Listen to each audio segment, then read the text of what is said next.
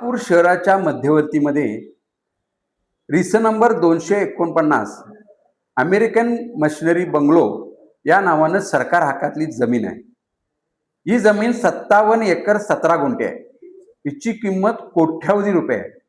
परंतु सन 2010 साली तत्कालीन जिल्हाधिकारी लक्ष्मीकांत देशमुख यांच्या सहकार्याने संगनमतानं एक फ्रॉड करून सत्ता प्रकार म्हणजे भाडेपट्ट्यानं दिलेल्या सरकारी जमीन त्याचं सत्ता प्रकार करून खाजगी जमीन केल्या आणि ह्या खऱ्या अर्थानं भ्रष्टाचाराला सुरुवात झाली.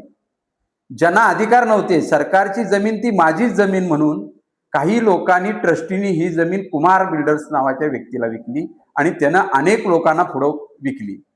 आणि याबाबतची तक्रार मी सन 2015 पासून याचा लढा लढतोय. माननीय सैनी साहेबांनी जिल्हाधिकारी यांनी याची चौकशी करून अहवाल केलं. रेखाराव साहेबांनी याची ऑर्डर केली. त्याच्यानंतर विभागीय आयुक्तांनी याची ऑर्डर सरकारच्या बाजूने केली आणि त्यानंतर अपील झालं शासनाकडे बावनकुळे साहेबांच्याकडे. बावनकुळेंनी ज्यावेळेला आदेश दिला त्या आदेशामध्ये जी काही अर्जकर्ते होते त्या अर्जकर्त्यामध्ये वरद डेव्हलपर्स होतं, परत ही ओसवाल वगैरे हे असे अनेक लोक होती.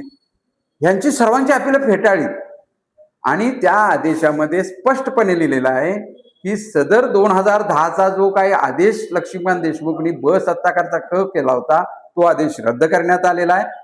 सत्ता कायम करण्यात आलेला आहे. याचाच अर्थ सदरची जमीन ही सरकार आहे. ही सरकार जमीन ट्रस्टची नाही आहे किंबहुना खाजगी व्यक्तीची नाही. त्यामुळे या जमिनीचा वापर भविष्यामध्ये कोल्हापूर शहरातल्या किंवा तसेच पर्यटकांना श्री करवीर निवास आणि अंबाबाई भक्त निवास तिथे व्हावा आणि पार्किंगची व्यवस्था जी काय समस्या आहे या कोल्हापुरातली ती सर्व पार्किंग या जागेवर करावं यासाठी मी पाठपुरावा करणार आहे.